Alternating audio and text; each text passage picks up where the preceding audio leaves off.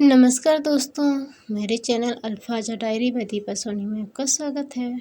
आज मैं आपके लिए चोर का मोर कहानी लेकर आई हूँ।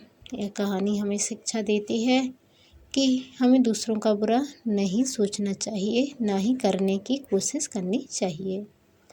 दोस्तों, यदि आप चैनल पर नए आए हैं तो चैनल को सब्सक्राइब कर बेल आइकन को क्लिक कर लीजिए। मेरे चैनल पर आपको करीब 600 कहानियाँ सुनने को मिल जाएंगी, जिसमें प्रेमचंद जी की कहानियाँ, मालती जोशी की कहानियाँ, सुभद्रा कुमारी की कहानियाँ, ज्ञानवर्धक कहानियाँ, तेनालीराम की कहानियाँ और अकबर बीरबल की कहानियाँ शामिल हैं। चलिए आज की कहानी शुरू करते हैं। कभी कभी जब हम दूसरों के साथ बुरा करने जाते हैं तो हमारे साथ ही बुरा हो जाता है। इस कहानी में भी कुछ ऐसा ही होता है। 3 मित्र किसान को ठगने की योजना बनाते हैं, पर होता ऐसा है कि किसान ही उन तीनों को ठग के चला जाता है। किसान उन तीनों को कैसे ठगता है, ये जानने के लिए आपको पढ़नी पड़ेगी ये कहानी। 3 मित्र थे, दीप, रोहन और रवि। ये तीनों पहले से ही बहुत शरारती थे।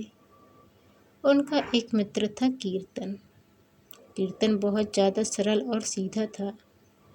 ये तीनों मित्र हमेशा किसी न किसी को बेवकूफ़ बनाने और उसका माल हड़पने के चक्कर में लगे रहते थे।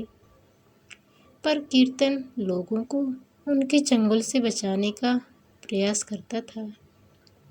एक बार एक किसान ने मेले में से एक गधा खरीदा। वह गधे को लेकर अपने गांव जा रहा था। रास्ते में दीप और उसके मित्रों ने उसे देख लिया।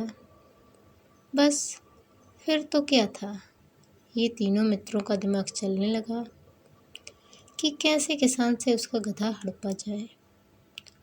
थोड़ी देर बाद एक योजना बनाकर वे किसान के पास पहुँचे और बोले, लगता है आप बड़ी दूर से चले आ रहे हैं। आप थक गए होंगे, आइए विश्राम कर लीजिए। किसान बेचारा भोला भाला था, इसलिए वह तीनों के इरादों को समझ नहीं पाया। उनकी बात मानकर किसान ने अपना गधा पेड़ से बांध दिया। किसान का विश्वास जीतने के लिए इन तीनों मित्रों ने भी अपना सामान उसके सामान के साथ ही रख दिया। थोड़ी देर बाद रोहन बोला, चलो थोड़ी देर खेलते हैं।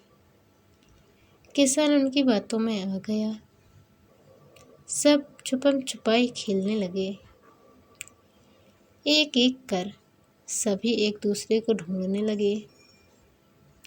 जब किसान की बारी आई तो तीनों मित्र बहुत खुश हो गए। उन तीनों ने सोचा था कि जैसे ही किसान आंखें बंद करेगा, हम उसका सामान लेकर भाग जाएंगे। इसलिए वो तीनों जब किसान की बारी आई तो बहुत खुश हुए।